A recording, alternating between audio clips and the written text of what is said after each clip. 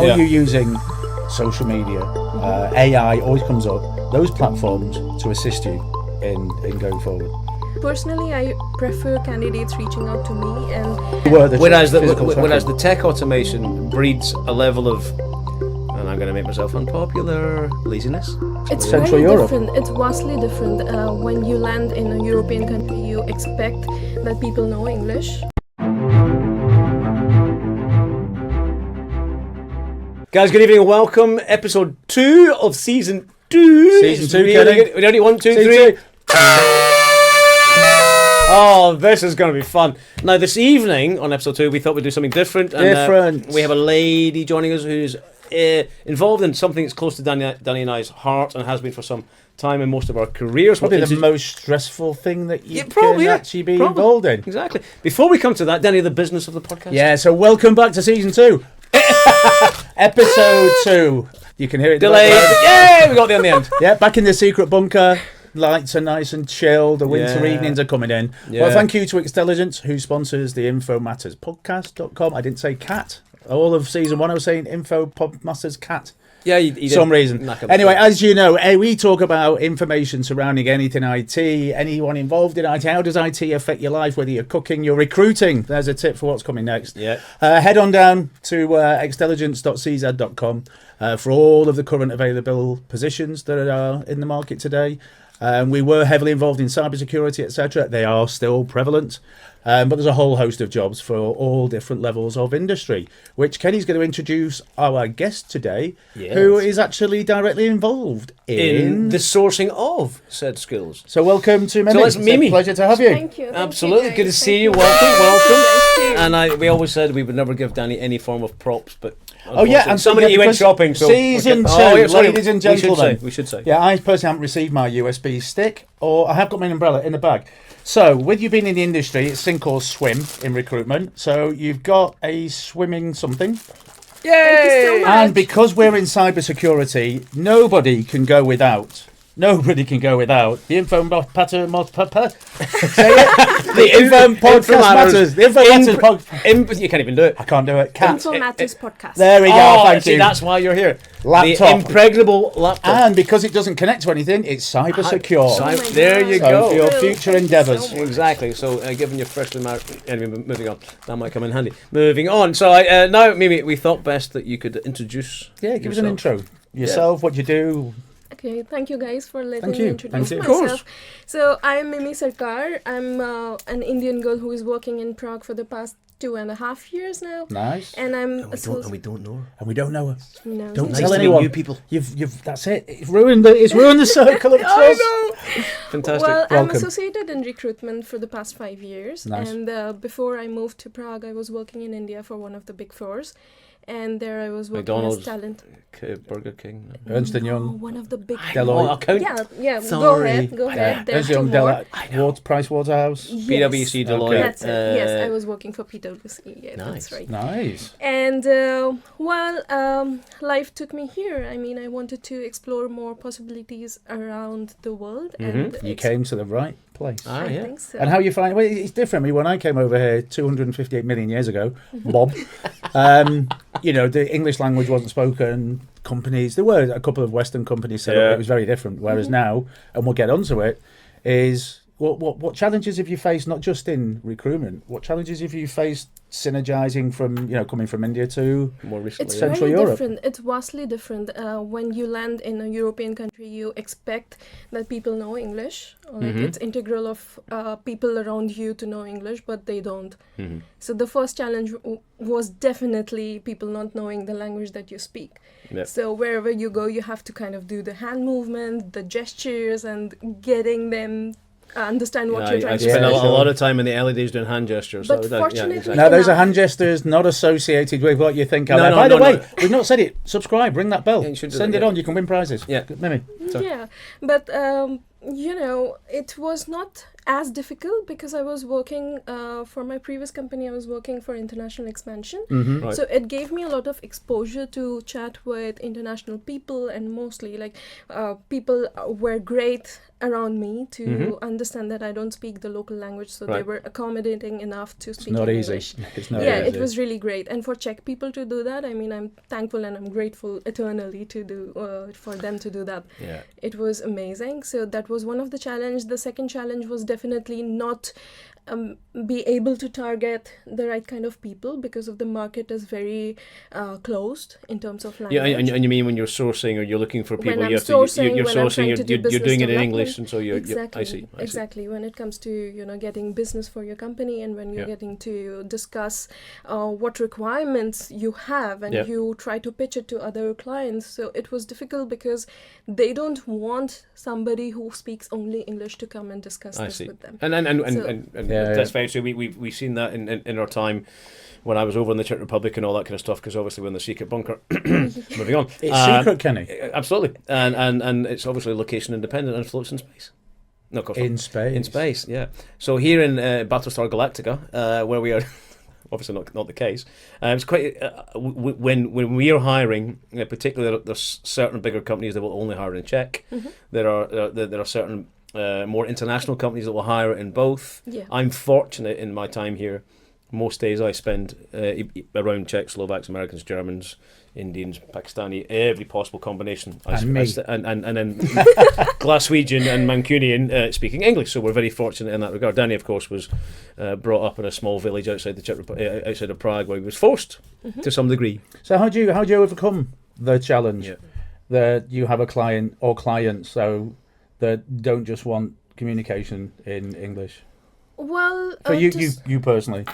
To start with, I had a lot of support from the people around me. I had great support from the beginning. They understood like there are some challenges and they did not push it. And secondly, the channels that I use, like whether it be involved with some public sector departments or organizations based in Prague from different countries, whether it is Dutch, whether it is German, like we have multiple such organizations based in Prague. So it's about networking. It's about using your positive... Exactly. And did that restrict you to some of the international brands that are here versus the more local Czechoslovak brands? Or did it, like for instance, you know, over in Prague, we have a lot of the big brands of the world. We have DHL, we have Fujitsu, we have Dell, IBM, all these kind of stuff. We work for them. Yeah, no, we did. We basically bounced around those organisations, right? Did it restrict you to talking to those companies, or did you see a more accommodating option to talk to? It was not restricting at all. Okay. I see it as it was helping in the branding of the current company, which I was associated with. So it came as inclusive for that company. So it was great. It was not restrictive. People were open, and they see it as a new movement that Prague is now ready for the change, or they are accommodating for foreigners as well. And do you get a lot of one-to-one time with clients? I mean, I used to be a recruiter, executive recruitment back in '96. Yeah. And back then, you had a Lotus Notes database. 1896. Yeah. Wheels were square. Steam chimneys. Exactly. And it was all about meeting clients. Yeah. I mean, it was executive recruitment. You know, you'd type up CVs. Yeah. Technology changed everything, but it was type all... up, as in... literally. Typewriter. None of this laptop. Yeah. I couldn't say to Siri, I'm going for a cig, do my job. Exactly.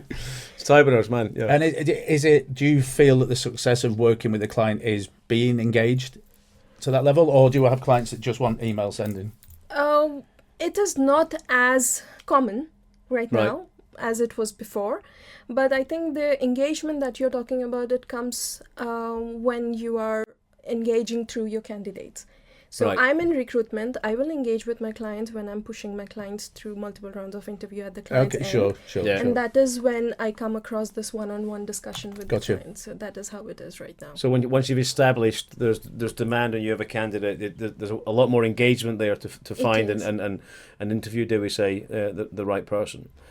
Interesting. A question for me now. Danny and I have spent 20 to 25 years basically both ends of the recruitment supply chain. So if we're either being hired, as we were talking earlier in their planning session, or we are doing the hiring, a lot of the more recent and I had a recent change in my contract because it's a contract, start and end date. I work in projects, and I always dread that change in the contract where you have to start basically scattergun with your CV, which kind of goes against my cybersecurity principles because it includes a degree of actually quite a lot of information. Kenny, Yeah. welcome to the new world. I should have an extra actually back to the typewriter days and paper, right?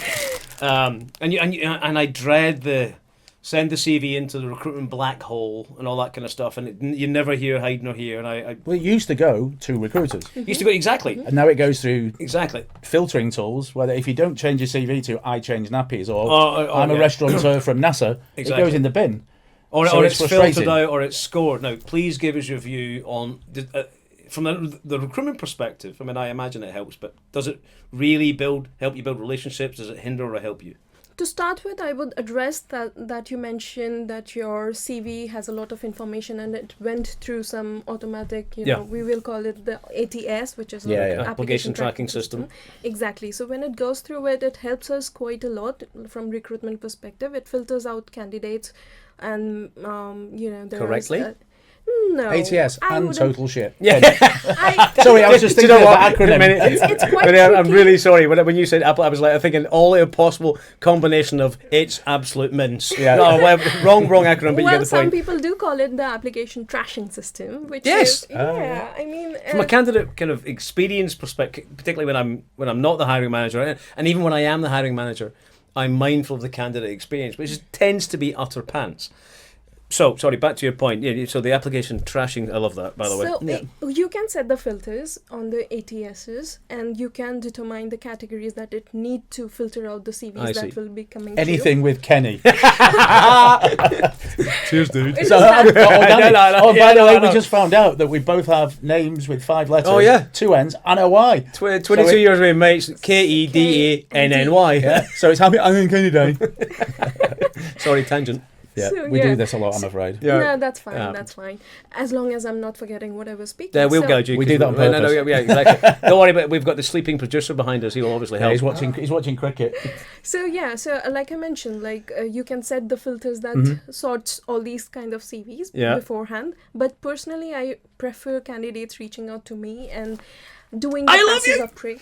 This is I absolutely know. fantastic. I know. You're going to be loved, I imagine, the world over. I do like it. I mean, you see, then when we reach out to candidates, I prefer doing the passive approach more. Yeah. So for me, I think it's better if candidates are reaching out to me in personalized way, like why they think that the role which is published Makes on a sense. So website it's not is- just Yeah, I mean, it's not just spamming everything that- possible. No, I no. understand that. I have done that, and no doubt our audience are going to say, but that's when you get volume CVs, it's not practical, it's not very productive. You do need to screen it quite a lot, and I get it, and maybe the tool should do that. I still think some of that screening can be too harsh. You can be and you're missing out on some real skills. People that are in roles would be in roles for a long time. Get I renewed. have seen candidates who came back to me stating that they have reached out to 350 job posts and they did not receive a single reply. And it could be that these ATSs that we are talking about here did do a very harsh kind of keyword match. So if any keyword is not there in your CV Or the is CV And- harvesting. Yeah. or that, yeah, build Or a database. Now I'm harvesting going to for speak to. databases. I'm going to Or hijack. the candidates are shit. Or that. I'm going to just talk to every recruiter everywhere.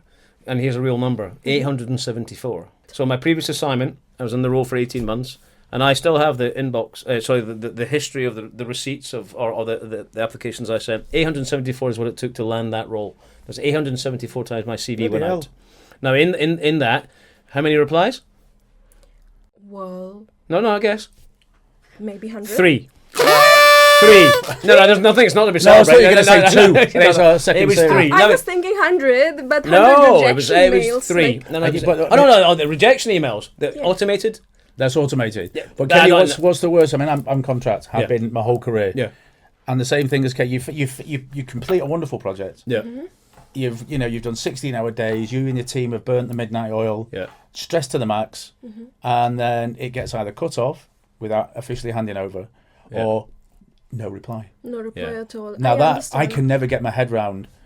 We know how much they're paying. We Yeah, know yeah. the rate cards. We know what the program costs. We know we've delivered it. And you let a knowledge walk out the door without a please, thank No, you, how? Yeah. kiss on the chin. Absolutely, Here's a peanut. Hugging babies. But Any then of it the just above. goes silent. And you're like, Yeah. can you tell me why? Any extension? You alive? Any reason? Yeah. And nothing. You And know, that's money walking out the door for the recruiter, for the Yeah, agency. I mean, exactly. I totally agree, and I see the candidate's frustration behind, when you go through such rigorous process, it could be really difficult for you. But today, because I'm here, I would also put up the recruiter's point of view And here. then, sorry, of course, you should. Yes, absolutely. You see, on So all your contractors out there, look this way. You see, In the meantime, so. no. No. Oh God. It's all yours, it's all yours. Yeah.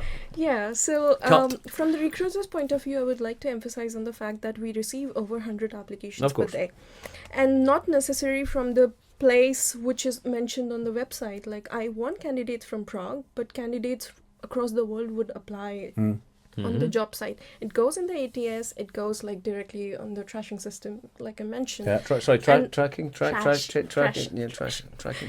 Tracking system. I love the Yeah, honesty. sorry for the No, I love the trashing honesty. system. No, it's more prevalent. It's pretty bang on. So I understand that it is very difficult for recruiters to get back to those 1,000 candidates mentioning that course. they have applied from a wrong location, or perhaps they are not matching with the skill set Criteria 100%. or whatever it might be. Yeah. But I mean, I understand, but we cannot do anything in that But when you case. progress with a candidate, let's say you've got a hot list of 5. Me and Kenny are on that hot list. And you've been for a round 1 of interviews, all 5. And then 3 are selected for the next round. Yeah. It's only 2 replies. 2 reply. Yeah, but why? And then for our instance, we're not selected, but it just goes quiet. But we've had an interview. Yep. All we want as candidates is feedback. Tell me, Yep. was it my experience? Was it my field of expertise? Okay. A lack of A, B, or was it a use C, case or- that I didn't? yeah, or- you know, It's not very like common for you just get recruiters. thank you for your interview, your pants. Yeah. That's not Yeah. constructive feedback No, it to is not. to promote me to go and want to search for a job No. or trust a recruiter. And I've been a recruiter, so I know exactly. And it Well- was, literally, I'd send tea, donuts, and a strippergram, and say thank you very much Yeah. because I want to use them on my next position. Back- Next back at- position, of yeah, course, I- it should be. But something money, that- yeah, we're money. But that was your application tracking system. This was. Yeah, well, I was it. You Yeah, were it. we were the whereas physical whereas tracking. the tech automation breeds a level of, and I'm going to make myself unpopular, laziness. True. Right, whereupon you don't Yeah. need to engage in the good old doing fashioned it human for you. conversation. It depends on recruiter to recruiter, Yeah. to be honest, because if you see my approach, whenever a candidate is not selected, I write to them about the interview feedback, what did not work out, and how it could help them. 5 Like- stars. 5 Yeah, no, I stars. mean, bring it on. We are on camera, and I could say that because you can go to each and every candidate of mine who has been rejected, and they have received a constructive feedback about what did not work out for them in Sure. the interview, Boom. and what Everybody they should could get do that better. regardless Yeah. of What automation. they could do better in the next round of interviews, or Yeah. if in case they are falling short with certain skill set, or they did not perform good in first round of interview Yep. per se, Yep. then I write to them, you were falling short in such and such skills, maybe we can work on these skills, or maybe we can Yep. schedule a meeting. There you go, before helping the your person interview. not to kill themselves. Isn't that? I mean, Constance, you're sitting right next to me, but Danny, isn't that golden? Right. So if I look at my average length of contract, which is anywhere between my average length of contract, play a year. Yeah. I'm hired for either initial 3. My life's gone 3 or 6 months for 25 years. Totally used to it, all that kind of stuff. Very rarely do I not get renewed, which is and I work to get renewed. It's in the collective interest. Yeah. I'm free money for a recruitment agent and the agency at the point of renewal and beyond. So as a worth contractor, yeah, because it's you're not worth getting a that one-time little fee, bit you of- get a daily. Yeah, your it's daily worth rate. a little course. bit of upfront coaching or feedback that keeps me on side. I mean, I can remember the first lady who placed me at Diageo years ago, Anna Knight. And I'll tag you in the video when we post. And Anna worked hard on my behalf back in the day. Back in the day, we're not that old. We are that old. Strange So, metal Anna, horses. I'm really sorry, Anna. but- Dragons in the sky. absolutely. And she Yeah, we're from the she same worked on my generation. behalf to talk to the client to push my skills, my experience, and if you have to not so much remove me, but if you have to replace me, then there's knowledge works out the door. And then when you're good, a lot of it's Yes. word of mouth. Yes. So we know you always end up being our go-to recruiter. Yes. So I mean, we had an agency, Sentinel, amazing Yeah. guys out there, yeah, Sam and who Justin. were always fighting our corner. Yeah, even though they Yeah. know we're working, we've got a contract, they've always got their eye out because we're money, we're business. Yes. Yeah. And we've And, got a and, good, and you're we've got a in good the track. company and you're on board and you've got your accounts and all that kind of stuff. But even It's- if you don't qualify, No, and you know the the application trashing system, ATM. To be fair, a lot of the time it's probably about to ask. The tracking system is they're constantly fighting in our corner, and if we don't, the first question is, do you know anybody who can? Yes. So I always revert to Kenny, or Kenny will revert to me. Yeah. We'll revert to Stennett, Stennett. Yeah. And it goes around, and they end up getting placed, and it's like a family. It's a constant competition. And for you keep a network of solid contractors constantly turning around the business. I mean, because of your attitude. Yeah. And then when you get, it's soul crushing when you're applying and you're tailoring your CV or your resume to each thing, and you're sending an online profile, and then you just get your pants. It's like, right. Or what's your address? And you can see this is going to turn into a massive rant, but all in the interest of genuinely trying to make this better. You get, Danny, what's the tracking system that looks like you and I made it? It's not PeopleSoft. No, it's SuccessFactors. No, they're all pants. Oh yeah, Salesforce. No, keep going. No, huh? How is it called? Correct. Workday. Pants. Workday. Right. So you're a billionaire. right. You get it right. Absolutely. So you've spent months, man days, man years, man months, man days, all creating your CV, and you upload it to this shit, and it turns it inside out, makes it green, and turns it into French. And then has you fill out the same soul destroying. Here we go, Kenny. I'm an email and that, and you just and then because you know what's going to happen. Send no. We said it would turn into a rant. Yeah.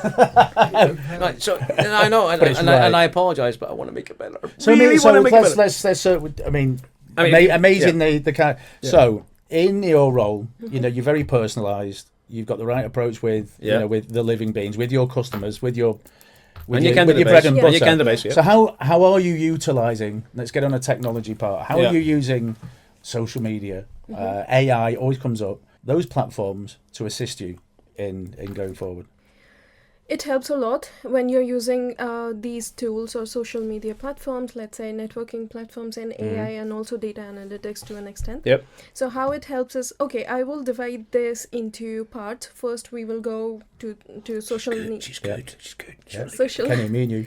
social media, and then we will discuss networking, and then we will come to the AI and data analytics part. So to start with, these channels that you interact your candidates from, these channels are a boon to your skill set. Like you have an eye for detail, and you know what kind of candidate would be a good fit for a certain role. So in that case, like you have to have an eye for detail, and when you go through profiles, you see.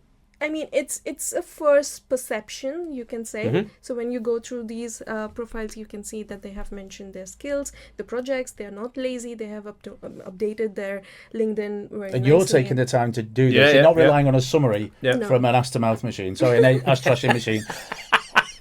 A trashing system. I love it, man. It's stuck in my head, unfortunately. Yeah, so that. And using networking is also helpful because you kind of it's a word of mouth that you spread amongst your network, and they know that there is a recruiter who's hiring for such and such requirement. And if a candidate is coming back to me that they're not interested, I always take time to write to them. If you know of somebody who might be interested and who can be, because people from similar domains know people who could be interested. So we do it non-stop. We do, and we've never done it for the referral fee. I did it once, but because the agency insisted I take it. I've never done it for the financial gain. I do it because I want somebody to do it. By the way, we don't condone financial gain, but we're open to it. Yeah, totally fine. So that is where networking comes into the place. Okay. And because you mentioned that contractors go around, and it's like a circle that every contractor is getting replaced by other contractor. It's networking. It's networking, basically. You always have a constant how do you say it? Competition. You have a constant competition. Collaboration, surely. Well, I would say competition with the internal employees. Somebody who's working for other project, they might replace you. Yeah. There is value in both roles. A lot of businesses who projects are temporary. It's temporary start and end date. They don't necessarily run projects all the time. They don't want the headcount. They don't want the pension liabilities, payroll liabilities. So contractors are an obvious choice to have temporary efforts delivered. And so they're never going to go away, because if they hire me, then I'm on the payroll for, dare I say, not so much life, because the years of being in the same job for 25 years are long gone. You're lucky being in a job for 25 months these days. But it applies to whether you're a full-time employee or part-time contract. We constantly share the opportunities. I mean, and I think there was one mecca years ago when we were actually all on the same program, and it was wonderful. And we have strived to get back to that. I still think of that. I think it'd be great if everyone that was there, we'd be back on a large program. However, that takes a meticulous amount of timing and I think most people have had 100 kids between now and then anyway. There was a lot of program babies. At the time, we were together we spent a lot of time together. Some more than most. I wonder why most of the kids look like you. Different. Anyway, like and subscribe out there. But I think I was not. Yeah, it might be me. So you've got the tech type, you've got your social media, all different ways of marketing your positions, etc. But predominantly in recruitment is this ATS, ass trashing. Applicant. How many acronyms can we make out of it? Ass trashing system. This ass application tracking system, which is supposed to streamline. I understand, and it's supposed to give you analytics of how many candidates come in and out. Yeah. But in my eyes, that's it. Unless you've got the personal touch that you're describing, and you take time to go into a profile that's not been flagged as the top 5, you are losing 95% a lot of money in the table, as possible revenue. Yep. And for me, it just baffles me, because I'm like, I'm perfect for that. I've applied a few times and I haven't tailored it. I'm like, let them have a look, just as it. And I've been perfect, and nothing back. Then I've been recommended by a friend, and I've sat with him and I've gone, I've applied for this job. Oh, we didn't see it. I went, I know, because it went through your ass trashing machine. It's gone in the bit.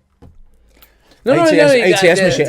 And I've proven it. I said, there's the number, and I got the contract. I went, there's the number, and there's the value I got from it. Nothing, because in my network I was. And I'm, from a sales perspective, particularly in retrospect, some months and years down the line, dying to say, you remember you said no? 100 grand is what you flushed down the proverbial, right? And you can't do that, nor would I. But it's a collective. We're all on the supply chain. We're not going to have the opportunities with the customer without you guys, and you wouldn't have the delivery revenue without us guys. So constant collaboration, all that kind of stuff. I just wish people would speak to each other more often. And reply. What have I? Please help me understand how to improve my next application. That's all I want from you. I know the contract's ended. You've done a great job. I'll refer, and I did in one case. I referred someone for my role, and I went on to do what I'm currently doing now. But I'm like, tell me. Emails, tell me what I've not done right. Just quiet. I'm like, but it's different when you want to, and it's infuriating. I totally agree with this. I think what ATS is, when this comes into picture, it also gives us an analytics of the higher ratio of the candidates who are not processed at all. So it's like an introspection in your own way, that you haven't processed such and such. But then you can go to them and you might find that they do have the skills. They just don't know how to present themselves properly, and they could be the ideal candidate. And there are certain skill bases who are not. I mean, extroverts, project managers, kind of go hand in hand. Podcast, you get the right. There are certain roles, and I'm not going to stereotype here, but who are more introverted and who will not push themselves, who don't come across, but they're A1 or would be A1 in a role, and that can only surely come out in conversation. I mean, we're not going to answer this tonight, or this afternoon, or the morning, or the weekend. And you'll never know, because we're in the secret bunker. It can be a little controversial when you're talking about these introverts, getting selected, because they don't want to sell themselves out there, but they are really good at what they do. You have to understand that not everybody in recruitment is a similar personality like yours. So you have to have that emotional intelligence. We need to clone you, basically. Well, I was about to say, we just copy and paste you 700,000 times. You've got Alexa. You've got Alexa. You've got Siri. We'll have Mimi. Boom. Yeah, we copyright that. Yeah. Just talking to. No, hey, there you go. You're awake. The Mimi recruitment assistant. Mimi. Yeah. And you can say what. I won't say Alexa, because if I say Alexa on the video, people listening to it, somebody they'll lounge. The reason why they don't do it on radio when you go is because everyone goes yes, and all the lights go fucking on. Siri, I knew you were going to do it. Oh, his Siri is on. Hey Siri. No, he's sleeping. Anyway, the producer's woken up. I thought you're good. Yeah, just checking. But I think if we could certainly clone you and get better at some of this stuff. But back to the persona of, I have this vision, and it comes from interacting with a lot of people, and there's some fantastic recruiters out there. The obvious names: Sam, the guys at Sentinel, and Anna. When you and I first met all these years ago, when we were recruited, who have stuck Khaled, with it. ex-Intelligence. Khaled, ugly as he is, we love him dearly. He sat here. No, I knew he was. I'm I knew he was not in part your of this. No, Mimi's nothing to do with this. No. Just going to paint just absolute abuse to our beloved We love producer. you, man. We love We him love dearly. you. We love him dearly. But all of this, but there are some people who just treat this as a pure sales role. Now, to some degree, it is. It is. It is. But there just needs to be a little bit extra to build that. And it's worth it because the money's there. The money on the table is the part I'm referring to. Just a little bit of extra effort. So it's a combination of traditional recruitment methods, Yes. using technology, Yes. and being nice to me. What is it they say? Good old-fashioned conversation, right? Yeah, it seems like. I think you'd be really good at that. You think so? Okay. By the way, I think I'm telling. Mimi is managing a number of positions. We will put them in the chat below when this goes live. Yes, please. If you'd like to talk to Mimi, and I'm pretty sure that anybody after watching love this to talk to you. would love to for career advice or how to build your CV. I'm making you do shit here. Or even get in touch with regarding vacancies that Extelligence Cover have to offer. Ring that bell, subscribe, tell someone you know, because I've been intrigued and I've been in the industry a long time, and I've recruited the cream of the crop, CEOs and what have you. And it's been a long time since I've heard someone like this, especially with everything now is AI. We had Stuart Watkins on. We did. And he, for administration work in his office, they're a peak technology. Not fintech. Fintech ID verification. Technology firm. Yep. And they use AI for all the admin tasks. So you talk to your PC and it does, returning emails, doing this and that, but in an amazing way. And he fascinated us with, it's not just a reply going, thanks for your... No, but he's really worked... It scans everything you've got and it really tailors it to make it look like it's someone's actually writing it. So the advantages of tech are there. Yeah. I mean, this is what your candidates expect out of you. Be transparent. You don't have to lie. You don't have to tailor, like, thank you for your application. Nobody wants to hear that. No. You just have to tell them what is going on. Like, either you made it or you did not. Yeah. And the reason behind you're right. Yeah. It can be black and white. We'll keep you in our database. To an extent, it also... which gets deleted in every 3 months, because by the the way, legitimate compliance. absolutely. It goes in the ash trash can. Ash trash system. ATC. So that, and what I was thinking, I totally forgot. Sorry. No, you've done well though. To be fair, like, you got this in stereo. You've done really well. Well, I have so much of, my spectrum is so big. Like, I'm talking about something, but I also have something in mind which I would like to mention as we proceed further. So I was mentioning that it also depends on the scale of the company. So for us, for a small, enterprise, small medium enterprise, it is easier for me to reach out to each and every candidate and tailor my answers to them. But for a 10,000 workers company, like, that's where ATS comes into play, because they have to have it. And maybe this is where I think differently. So you have a small enterprise who deals with 100 applications, 200 applications a day, and that's manageable for one person. If you're a larger enterprise style company, they can scale up, right? Not quite the same way. They're going to say, we don't have the time, or you do, you just don't. You need to recruit internally because you're losing talent. People from that big of a company really care? Like, no, they don't give a shit. They don't give a shit. They don't care. And actually, one of the things that I think has been horrifically detrimental to knowledge retention and getting the right people is the concept of RPO, recruitment process outsource. So you take everyone who cares about what they hire and who they hire and the value, and give it to somebody who just cares about the money. Now, you're not going to tell me, to some degree, that somebody is that is not of the same brand and ethics and all that kind of good stuff is going to care the same. They're just not. There's a dilution of the value that happens. So you take all of that, and I know that you can't speak to the hiring manager who he or she will determine what they want. That's now talent acquisition or something like that, right? ATS, mate. But right. that is where these health check-ins come into place. So you always have these one-on-one meetings with your candidate, which you schedule once they are placed at the client's end, and it starts with 1 week, like the first week. After first week, you ask them if everything is going okay. Yeah, we used to get a bottle. We used to get a bottle of JD. And then it moves to 1 month, and then it goes to 3 months. And if something is not working out, you already know your candidate is going to leave. So you know there's a possibility of attrition over there. So you try and hire somebody beforehand. Really good. You can come back. Really, next week. So guys, if you're looking for a job out there, let's get Mimi on next week. She's really good at this shit. Anyway, I'm very aware of the fact that the lights are going to go out because we didn't pay our Russian electricity bill. So on a final note, very quickly, give us a good example of something that's happened to you in recruitment and a bad. Yeah, go on. And on the good. Give us a bad first.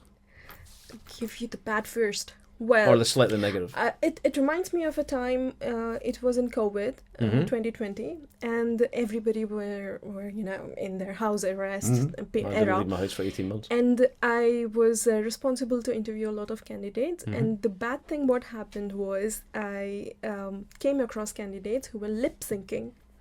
What? Yeah, lip syncing. So they're pre-recorded. Yeah, we did, and it was a very. You joking? No, it happened. I thought you were going to say they're in their pants because that makes sense. But it happened. So they're lip syncing.